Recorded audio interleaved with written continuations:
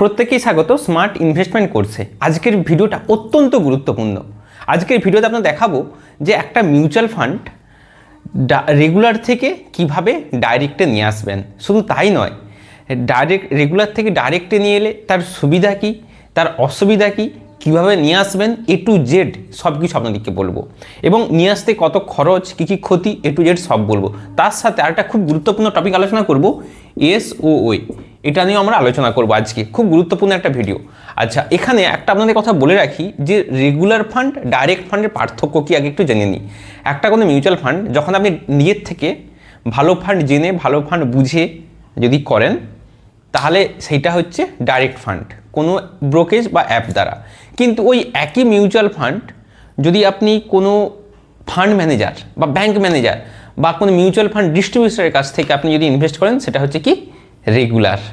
তাহলে আপনি যখনই কোনো ফান্ড ম্যানেজার বা ডিস্ট্রিবিউটরের কাছ থেকে করছেন, তাহলে ওনাদের একটা কোড অনুযায়ী আপনাকে ফিল আপ করে ইনভেস্ট করায়।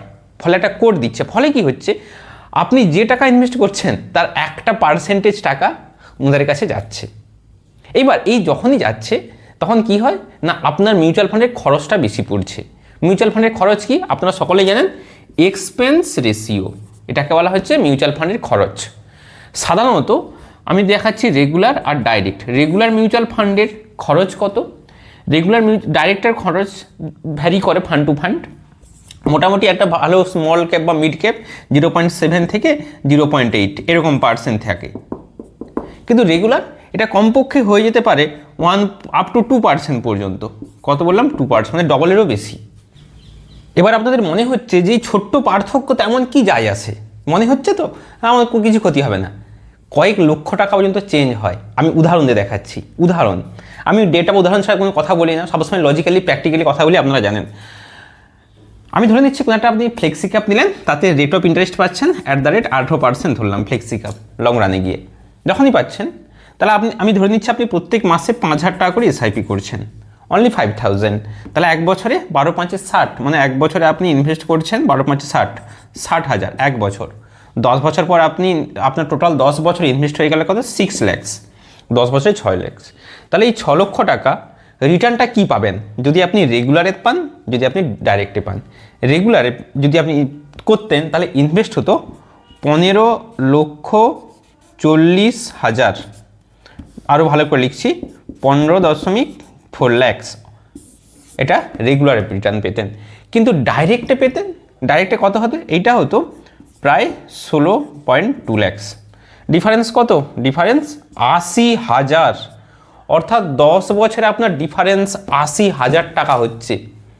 ভাবুন, তাহলে সবাই কি ডাইরেক্ট নেবে? সবাই কি রেগুলার নেবে? আপনাদেরকে ডেটা দেখালাম, 80,000 টাকা ডিফারেন্স, মাত্র 5,000 টাকা এসআইপি, মাত্র 10 বছরে। তার মানে বুঝতে হবে আপনার এই টাকাটা কোথায় যাচ্ছে। যার মারফত করেছেন সেই কমিশনটা ওখানে যাচ্ছে। ব্যাপারটা হচ্ছে এটা। তাহলে কি রেগুলার কি একদমই করা উচিত নয়? দেখুন, একটা কথা বুঝে নিন, যদি আপনি রেগুলারে ইনভেস্ট করবেন তখনই, রেগুলারে আপনি তখন ইনভেস্ট করবেন যখন আপনার ফান্ড সম্পর্কে কোনো ধারণা না থাকে, আপনাকে অ্যাডভাইস দেওয়ার কেউ না থাকে, আপনি ভালো ফান্ড কোনটা, খারাপ ফান্ড কোনটা বুঝতে পারবেন না। মার্কেটে অনেক ফান্ড আছে, সেই ভালো ফান্ড কোনটা সেটা চিনিয়ে দেওয়ার জন্য ফান্ড ম্যানেজাররা আপনাকে চিনিয়ে দেবে। কিন্তু বেশিরভাগ ক্ষেত্রে কী হয়, আমি কাউকে ছোটো করছি না, দেখেছি আমার কাছে অনেক পোর্টফোলিও পাঠায়, কিছু ফান্ড এত বাজে ফান্ড তাদেরকে ফান্ড ম্যানেজার বলে, মানে ভাবতে পারা যায় না। একজনকে ফ্লেক্সি ক্যাপ, সাধারণত ফ্লেক্সি ক্যাপে 18 থেকে 20% রিটার্ন পাওয়া যায়। একটা ফ্লেক্সি ক্যাপ নিয়েছে, গড়ে 13% করে রিটার্ন দিয়ে এসছে। তাহলে আমি কেন সেটা রাখবো? আমি এটাই বলতে যাচ্ছি যে মূল কথা যে আমাকে রেগুলারটা আমি তখনই নেব, আমি কোনো নলেজ নেই, আমার কোনো ধারণা নেই। কিন্তু ডাইরেক্টটা কখন নেব, আমি বুঝে যাব কোন ফান্ডটা বেটার, কোন ফান্ড বেস্ট। দেখুন মানুষ কীরকম বোকা, দেখুন যদি প্রপার শিখে নেয় যে ডাইরেক্ট ফান্ড কীভাবে সিলেক্ট করতে হয়, মানে আপনার ব্যক্তিগত অনুযায়ী কোন ফান্ড বেটার, তাহলে সে ইনভেস্ট করতে পারে। তাহলে এই টাকাতে কত টাকা বাঁচাতে পারে দেখুন। আমি বলতেছি অনেকেই যারা আমার কোর্স ফিজ, অনেকে বলছে অনেক টাকা কোর্স ফিজ, আমি জানি না কেন, মানে হয়তো ধারণা নেই, এখানে এত টাকা বাঁচাতে পারছে শুধুমাত্র প্রপার একবার শিখে নিলে। শুধু তাই এটা একটা ফান্ডের জন্য। আর আপনি যখন আমার যারা ক্লাস আপনারা করছে আপনারা তো জানেন, শিখে গেছেন, বুঝতে পারছেন যে কোন ফান্ড বেটার, কীভাবে বেটার ফান্ড সিলেক্ট করতে হয়। লাইফ টাইম আপনারা পুরো স্বাধীন হয়ে গেছেন বেস্ট ফান্ড সিলেক্ট করা। এইবার তাহলে সমস্যাটা কোথায়? ওয়েস্ট বেঙ্গলের ক্ষেত্রেই বলছি, বেশিরভাগ তারা কিন্তু মিউচুয়াল ফান্ড সম্পর্কে অবগত নয়। তারা কিন্তু বেশিরভাগ রেগুলার ফান্ড করেছে। বেশিরভাগ মানুষ তারা হয় ব্যাংকে গিয়ে বা ফান্ড ম্যানেজারের কাছে গিয়ে তারা রেগুলারে ফান্ড করেছে। এবার আমার ক্লাস যারা যখনই নিচ্ছেন তারা চাইছে কি, অনেকে যারা বুঝে গেছেন তারা কি করছেন, রেগুলার থেকে ডাইরেক্টে আসতে চাইছেন। তাহলে রেগুলার থেকে ডাইরেক্ট কি আসা যায়? অবশ্যই আসা যায়। তাহলে আসা যায়, তার খারাপ দিক কি ভালো দিক কি এইগুলো আগে ডিসকাস করব, তারপর স্টেপ বাই স্টেপ দেখাবো কিভাবে যাওয়া যায়, তারপর বলবো যে টোটাল কস্ট কত। তো চলুন দেখুন রেগুলার থেকে ডাইরেক্টে যাওয়ার সুবিধা কি। প্রথমে আসছি সুবিধাগুলো একটু দেখে নিন। অ্যাডভান্টেজ, সবার প্রথমে এখানে এক্সপেন্স রেশিও কম। 2 নম্বর কি, এখানে রিটার্ন বেশি। আচ্ছা, অনেকের মনে হতে পারে যে রেগুলার কি রিটার্ন বেশি? আপনি ছেড়ে দিন, আপনি যে কোনো একটা মিউচুয়াল ফান্ড সার্চ করবেন, ধরুন যে কোনো মিউচুয়াল ফান্ড, সেই মিউচুয়াল ফান্ডটা ধরুন কোয়ান্ট স্মল ক্যাপ, আমি উদাহরণ দিচ্ছি, এই কোয়ান্ট স্মল ক্যাপের আপনি গুগলে সার্চ করবেন বা অ্যাপে দেখবেন এর ডাইরেক্ট এনএফি কত আর রেগুলারে এনএফি কত। সবসময় দেখবেন ডাইরেক্টে এনএফি বেশি মানে ওটা রিটার্ন বেশি দিয়েছে। আচ্ছা, তাহলে এক্সপেন্স রেশিও কম, রিটার্ন বেশি। এখানে কাউকে কমিশন দিতে লাগবে না, নো কমিশন। দেখুন আমার উদ্দেশ্য এটাই, আপনাদেরকে ফিনান্সিয়ালি এডুকেটেড করা, প্রপার সঠিক শেখা। কোনো কমিশন কাউকে দিতে লাগবে না, সব কিছু নিজের হাতে কন্ট্রোল থাকবে, নিজের হাতে। চাইলেই আপনি টাকা বাড়াতে কমাতে তুলতে সব কিছু করতে পারেন। কিন্তু আমাকে একজন মেসেজ করেছিলেন, উনি রেগুলারে ইনভেস্ট করেছেন, উনি যখন ডাইরেক্টে আসতে চাইছেন উনাকে করতে দিচ্ছেন না। বুঝতে পেরেছেন? কেন করতে দিবে? তাহলে তো কমিশনটা থাকবে না। কিন্তু রেগুলারে ডাইরেক্টে করলে আপনার সব কিছু কন্ট্রোল ফুল নিজের হাতে। এগুলো হচ্ছে সুবিধা, তাহলে নিজের কন্ট্রোল। আচ্ছা, নেক্সট আসছি অসুবিধা দেখুন সবার। 1 নম্বর, এখানে এক্সিট লোড লাগবে, যেটা কিনা আপনি 1 বছরের মধ্যে করেছেন। ধরুন এটা অ্যাকচুয়ালি আপনার এসআইপি চলতেই আছে, আপনি হঠাৎ করে মনে হলো যে আমি এসআইপিটা রেগুলারটা ডাইরেক্ট করব। তাহলে লাস্ট 1 বছর যেগুলো ইনভেস্ট করেছেন, সেই 1 বছরের টাকার পরিমাণ আপনার এক্সিট লোড লাগবে। বোঝাতে পারলাম? লাস্ট 1 বছরে যেটা করেছেন এক্সিট লোড লাগবে। ধরুন আপনি প্রত্যেক মাসে 1000 টাকা করে ইনভেস্ট করছেন, প্রত্যেক মাসে করতে আছেন, ধরুন গত 5 বছর ধরে করতে আছেন, প্রত্যেক মাসে 1000 টাকা আপনি রেগুলার ফান্ডে গত 5 বছর ধরে চালিয়ে যাচ্ছেন। তার মানে হচ্ছে তাহলে লাস্ট 1 ইয়ার, লাস্ট 1 বছরে তাহলে কত 12,000 টাকা আপনি দিয়েছেন। লাস্ট 1 বছরে 12,000 টাকা দিয়েছেন। আপনি যখনই ওই ফান্ডটা রেগুলার থেকে ডাইরেক্টে যাচ্ছেন, তাহলে আগে যেগুলো দিয়েছেন ছেড়ে দিন, লাস্ট 1 বছর, সেই 1 বছরের 12,000 টাকা ওর কিন্তু এক্সিট লোড লাগবে। পুরো টাকা লাগবে না, শেষ 1 বছর। কারণ এক্সিট লোড সাধারণত কী হয়ে থাকে, 1 বছর থাকে, মানে 1 বছরের মধ্যে টাকা আপনি তুললে তার এক্সিট লোড লাগে, সেই জন্য সেই টাকাটা আপনার এক্সিট লোড লাগছে, প্রথম কথা। 2 নম্বর, ট্যাক্স যেগুলো 1 বছরের মধ্যে, সেটা হচ্ছে এলটিসিজি, আর 1 বছরের বেশি পুরনো যেগুলো সেগুলো হচ্ছে 1 বছরের মধ্যে সেটা হচ্ছে কি এসটিসিজি, আর 1 বছরের যেগুলো আগে সেটা হচ্ছে কি এলটিসিজি। এটা কিন্তু আপনাকে দিতে হবে যদি আপনি সঙ্গে সঙ্গে রেগুলার থেকে ডাইরেক্টে করেন। তাহলে অসুবিধা, দেখুন এগুলো তো কিছু করার নেই, আপনি না জেনে না বুঝে করে ফেলেছেন, এটা আপনাকে দিতে হবে। 3 নম্বর, এখানে আপনি কোনো অ্যাডভাইজারি বডি পাবেন না। যদি আপনার প্রপার ফান্ড না জানা থাকে, এখানে কেউ আপনাকে বলতে আসবে না বা কেউ শেখাতে আসবে না কোন ফান্ড বেটার কোন ফান্ড খারাপ। এখন ব্যাপার হচ্ছে তাহলে নো অ্যাডভাইজারি বডি, ওকে। এখন ব্যাপার যেটা হচ্ছে, তাহলে আমার যেটা মানুষের বেশিরভাগ প্রশ্ন, আমার ফান্ড অলরেডি রেগুলারে রয়েছে, আমি কি ডাইরেক্টে করব, আমার কি করা উচিত হবে? তারও স্মার্ট স্ট্র্যাটেজি আপনাদেরকে বলছি। সবার প্রথম যেটা বুঝতে হবে, আপনি ডাইরেক্টে করতে পারেন। আমার মনে হয় সব থেকে, দেখুন এক্সিট লোড লাগছে, তার থেকে বড় কথা ট্যাক্স। হ্যাঁ, আর একটা খারাপ দিক আছে রেগুলার থেকে ডাইরেক্টে, খারাপ দিক হচ্ছে কি কম্পাউন্ডিং এফেক্ট, যেটা মানে টাইমিংয়ের যে এফেক্ট, টাইমিংটা এখানে আর কাজ করছে না, মাথায় রাখতে হবে এটা। অর্থাৎ আমরা যেমন যদি লং টার্মে গিয়ে কম্পাউন্ড এফেক্টটা কাজ করে একটা ফান্ড, ধরুন এই ফান্ডটা অলরেডি আপনি 10 বছর চালিয়ে দিয়েছেন, এই 10 বছর চালিয়ে দিয়েছেন, এটাকে আপনি যদি রেগুলারে করেন, তার মানে সেই যে টাইমিংয়ের যে ব্যাপারটা সেটা কিন্তু এখানে থাকে না। তাহলে এতগুলো কিন্তু খারাপ দিক রয়েছে। তাহলে সলিউশন দেখুন, প্রথম কথা আমি সবসময় রিকমেন্ড করবো আপনারা প্রপার শিখে ডাইরেক্টে ইনভেস্ট করুন, ডাইরেক্ট মিউচুয়াল ফান্ড। কোনো কথা নয়, মানে এটা একদম কোনো কম্প্রোমাইজ নয়। প্রথম থেকে আমি কেন খারাপটা আপনাদেরকে বলবো, সবসময় আমি অথেন্টিক আপনাদেরকে ভিডিও দিই। আপনারা দেখবেন সোশ্যাল মিডিয়াতে স্ক্যামে ভরে গেছে বিভিন্ন জায়গাতে, কাকে বিশ্বাস করবেন। আমি সবসময় এই যে ইনভেস্টমেন্ট মানে ওই ইন্স্যুরেন্স একটা থাকা উচিত। আপনি জানেন এগুলোর জন্য আমাকে থ্রেড শুনতে হয়েছে, অনেকে আমাকে মেসেজ করেছেন। মানে আমি বলছি না যে কোন ইন্স্যুরেন্স কোম্পানি, একটা মানে সেই ইন্স্যুরেন্স কোম্পানি যারা এজেন্ট আমাকে অনেকেই পার্সোনালি মেসেজ করেছেন যে কেন আপনি এরকম বললেন বা কেন বলছেন।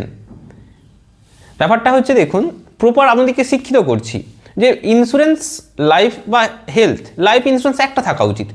ইনভেস্টমেন্টের নামে আপনাকে 5-7টা ইন্স্যুরেন্স করে দিচ্ছে, টাকাটার ক্ষতি হচ্ছে কার? আপনার। আমি সেগুলো আপনাদেরকে সচেতন করছি, তাই এগুলো আমাকে থ্রেড শুনতে হয়, কিন্তু আমি এগুলো কারো কথাতে কিচ্ছু আমার যায় আসে না। আমার মনে হয় যেটা অথেন্টিক, যেটা সৎ বা যেটা আপনাদের টাকা বাঁচাবে, যেটা আপনারা প্রোগ্রেস করতে পারবে, আমি কিন্তু সেটাই আপনাদেরকে কাছে তুলে ধরি। তাহলে সবার প্রথম আপনাদেরকে যখনই ইনভেস্ট করবেন ডাইরেক্ট ফান্ড ইনভেস্ট করবেন, কোনো কম্প্রোমাইজ হবে না, ভালো করে শিখে করবেন। নাম্বার 2, যাদের অলরেডি রেগুলারে রয়েছে তারা ডাইরেক্টে কি আসবেন? আমার মনে হয় সুইচ না করাটাই বেটার। কেন না করাটা বেটার? দেখুন, প্রথম কথা এতগুলো এক্সিট লোড লাগছে, ট্যাক্স লাগছে, এগুলো লাগছে। তাহলে কি করবেন? আপনি এসআইপি চলছে, এসআইপিটাকে স্টপ করে দেবেন বা ক্যান্সেল করে দেবেন, টাকাটা পড়ে থাকলো। তাহলে সলিউশন কি বা টাকা বাঁচানোর উপায় কি, কস্ট যেটা তার কম কি? নাম্বার 1 স্টেপ, আপনি ডাইরেক্টে করতে পারেন, আমি পদ্ধতি দেখাবো, কিন্তু আমার মনে হয় বেস্ট সেভ অপশান আপনার টাকাটা বাঁচানোর জন্য যে আপনি কি করবেন, স্টপ এসআইপি করে দেবেন বা ক্যান্সেল এসআইপি করে দিলেন, যেটা রেগুলারে চলছিল। হলো, যখনই করে দিচ্ছেন তাহলে আপনার ফান্ডে টাকাটা পড়ে থাকলো। তাহলে যখন টাকাটা পড়ে থাকলো আপনি 1 বছর অপেক্ষা করে নিলেন, 1 বছর, যখনই 1 বছর অপেক্ষা করে নিলেন তাহলে আপনার তো আর এক্সিট লোডের কোনো গল্পই নেই, তাহলে এক্সিট লোডের কোনো খরচ পড়ছে না। আচ্ছা, যখনই আপনি রেগুলারে স্টপ করবেন, ক্যান্সেল এসআইপি করবেন, ওই সেম ফান্ড বা ভালো ফান্ড মনে হলে আপনি ডাইরেক্টে চালু করবেন। এমনটা আপনি বন্ধ করে দিচ্ছেন সব শেষ, এখানে বন্ধ করবেন, সেম একই ফান্ড ডাইরেক্টে চালু করলেন। ওকে, আচ্ছা, তাহলে প্রথম স্টেপ কি? এসআইপি বন্ধ করলেন, 1 বছর পর্যন্ত থেমে গেলেন, ওই টাকার দিকে দেখার দরকার নেই। এরপর কি করবেন? 1 বছর পর থেকে তাহলে কোনো এক্সিট লোড লাগছে না, আর এই যে 20%, এই যে 20%, এই খতরনাক, সরি লং টার্ম নয়, শর্ট টার্ম, এইটা 20%, একটা তো শর্ট টার্ম, হ্যাঁ এটা 20%, এই 20%টা তো লাগছে না আমার, এটা কত 12.5%, এটা 12.5%। আচ্ছা, এবার একটা কথা বলি, তাহলে আপনি যখনই 1 বছর টাকাটা হোল্ডে রেখে দিলেন রেগুলারে, তাহলে আপনার কোনো এক্সিট লোড লাগছে না, তার দুটো ফায়দা। নাম্বার 1 এক্সিট লোড লাগছে না, number 2 short term capital gain tax লাগছে না। হলো, তারপর ধরুন এবার আপনার কাছে ধরুন রেগুলার ফান্ডে টোটাল 5 লাখ টাকার কর্পাস হয়ে গেছে, আপনি কি করবেন? প্রত্যেক বছর এমন উইথড্র করতে পারেন, আপনি চাইলে রাখতে পারেন, আপনি চাইলে আপনার টাকা রাখতে পারেন, ধীরে ধীরে গ্রো করাতে পারেন, কোনো সন্দেহ নেই। ওটা আস্তে আস্তে বাড়ুক, অর্থাৎ আপনার যেটা রেগুলারে আছে সেই ফান্ড তোলার দরকার নেই, ধীরে ধীরে বাড়তে থাকুক, কোনো কথা বাড়ুক, সমস্যা নেই, ওই আমার মনে হয় চলতে থাকুক। এবার যদি টাকার প্রয়োজন হয় তখন 1 বছর পর আপনারা তো জানেন যে 1,25,000 টাকা তো tax free, capital gain tax 1 বছরের বেশি হলে। তাহলে আপনাকে বছরে এমন টাকা তুলতে হবে, যদি তোলার ইচ্ছা হয় বা যদি তোলার প্রয়োজন মনে হয়, 1,25,000 প্রফিট তুলবেন বা তার থেকে কম তুলবেন, তার বেশি তুলবেন না। যদি বেশি তুলেন তাহলে আপনার ট্যাক্স লাগবে 20%।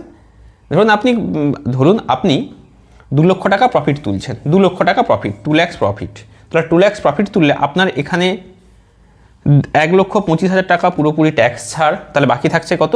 75,000, 12.5%, সেই ট্যাক্সটা আপনাকে দিতে হবে। আচ্ছা, ট্যাক্স কিন্তু অটোমেটিক কাটে না, আবারও বলছি এগুলো আপনাকে আইটিআর ফাইল করতে হয়।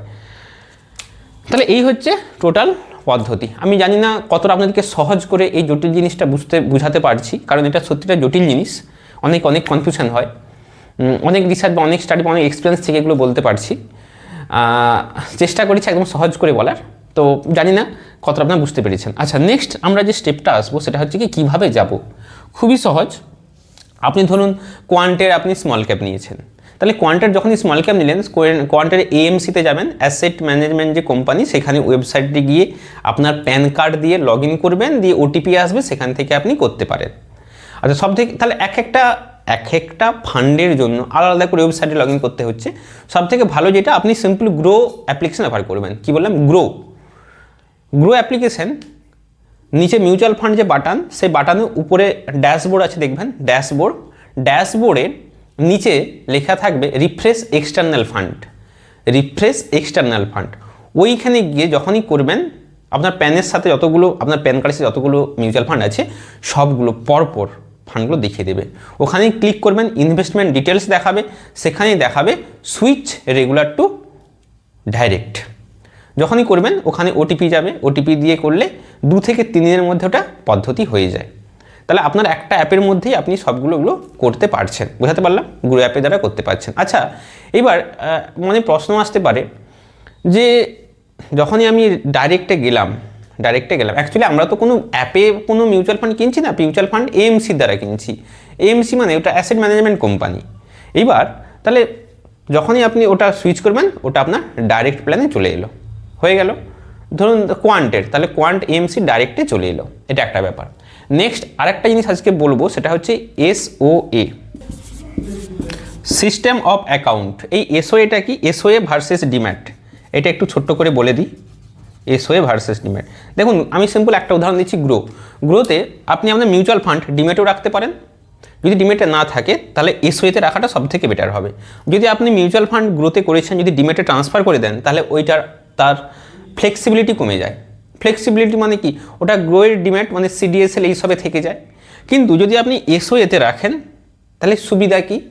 তাহলে আপনি ফ্লেক্সিবিলিটি বেশি পাবেন। অর্থাৎ কোনো মিউচুয়াল ফান্ডের তার এএমসি থেকে আমি সব কিছু করতে পারবেন, তার ট্রান্সফার, তার এসডব্লিউপি ইত্যাদি সব কিছু করতে পারবেন। কিন্তু ডিমেটে করতে গেলে তাহলে একটু লিমিটেশন থেকে যায়। তাহলে আপনি কি করে বুঝবেন যে আপনার ফান্ডটা এসওএতে আছে না ডিমেটে আছে? আবার বলছি, ধরুন আপনার গ্রোতে অ্যাকাউন্ট রয়েছে, আপনি কি করে বুঝবেন আপনার ফান্ড এসওএতে আছে না ডিমেটে আছে? হ্যাঁ, কিছু না, আপনার ইনভেস্টমেন্ট দেখবেন, ইনভেস্টমেন্টে ক্লিক করবেন। ধরুন কোয়ান্ট স্মল ক্যাপ, আপনি কোয়ান্ট স্মল ক্যাপে ক্লিক করলেন, যখনই ক্লিক করলেন ইনভেস্টমেন্ট ডিটেলসে আসলো। ইনভেস্টমেন্ট ডিটেলস ওখানটা ফোলিও নাম্বার দেখাবে। কি বললাম? Folio number. যদি ফোলিও নাম্বার দেখায়, ভাববেন আপনার এসওএতে আছে, কোনো সমস্যা নেই, বেটার। যদি ফোলিও নাম্বার দেখায় তাহলে এসওএতে আছে, বেটার। যদি ফোলিও নাম্বার না দেখায় তাহলে সেটা ডিম্যাটে চলে যায়। এই হচ্ছে ফ্যাক্ট। আমার মনে হয় যখন আপনি ইনভেস্ট করবেন আপনি এসওএতেই করবেন, মানে অটোমেটিক এসওএতেই হয়ে যায়। ডিমেটে দেখুন, এসওএ থেকেও ডিমেটে যাওয়া যায়, ডিমেট থেকেও এসওএতে আসা যায়। কোনটা বেটার? আমার মনে হয় সিম্পল আপনি এসওএটাতেই বেটার। যখন শুরু করবেন এসওএতেই থাকে। অনেক সময় গ্রো অপশান দিয়ে রাখে যে আপনি ডিমেটে ট্রান্সফার করুন, আপনি অ্যাকসেপ্ট করবেন না, পদ্ধতি আছে, অ্যাপ্লাই করলে ফর্ম ফিল আপ করে দিলে এসওএ থেকে ডিমেটে আসা যায়। আবার ধরুন ডিমেটে চলে গেছে, ডিমেট থেকেও এসওএতে আসা যায়। অ্যাপ্লাই করতে হয়, ফর্ম ফিল আপ করতে হয়, ফোলিও নাম্বারটা মানে সব কিছু দিয়ে, ব্রোকিং নাম্বার দিয়ে করলে ডিমেট থেকেও এসওএতে যাওয়া যায়। স্টেপ আছে। আমার মনে সিম্পল রাখুন, সবসময় ফ্লেক্সিবিলিটি রাখুন, আপনি সিম্পল এসওএতেই রাখবেন। তাহলে আশা রাখছি বুঝাতে পেরেছি যেটা মূল জিনিস। রেগুলার থেকে ডাইরেক্টের ভালো দিক খারাপ দিক বললাম, এবং কীভাবে করবেন সেটাও বললাম। এক্সটার্নাল অল ফান্ড মানে রিফ্রেশ অল এক্সটার্নাল ফান্ড, ওখানে গিয়ে অপশানই দেখিয়ে দেবে। ঠিক আছে, রিডিম করতে চান বা সুইচ করতে চান, সুইচে ক্লিক করবেন, সেক্ষেত্রে সুইচ টু ডাইরেক্ট এরকম করলে ওখানে দেখিয়ে দেবে কোন ডাইরেক্ট ফান্ড। এটাই হচ্ছে ফ্যাক্ট। তো আজকের ভিডিও আমি এখানে শেষ করছি। পরের আপনাদের তো কোর্স যেগুলো অনেকগুলো ভিডিও, এখন 4টে মতো ভিডিও আসবে কোর্সের মধ্যে, সেগুলো কোর্সের মধ্যে ইনক্লুড থাকবে। ইটিএফ নিয়ে একটা হচ্ছে গোল্ড সিলভার বাকি কোন কোন ইটিএফগুলো নেব, কখন নেব, কীভাবে নেব, সেটা আরও ডিটেলসে ভিডিও আসবে, আরও কমপক্ষে 2টো। এছাড়াও আমেরিকাতে কপার অ্যালুমিনিয়াম ইউরেনিয়াম 3টেতে কীভাবে ইনভেস্ট করা যায় আমেরিকার মার্কেটে। কী বললাম? Copper number 1, copper number 2 aluminium, number 3 uranium. এই 3টা কিন্তু মোস্ট ডিমান্ড। তাহলে এই 3টার ইটিএফ কীভাবে আমরা ইনভেস্ট করব আমেরিকার মার্কেটে, কীভাবে, সেটার ভিডিও আমি কোর্সে ইনক্লুড করে দেবো। প্রত্যেকে ভালো থাকবেন, টাটা।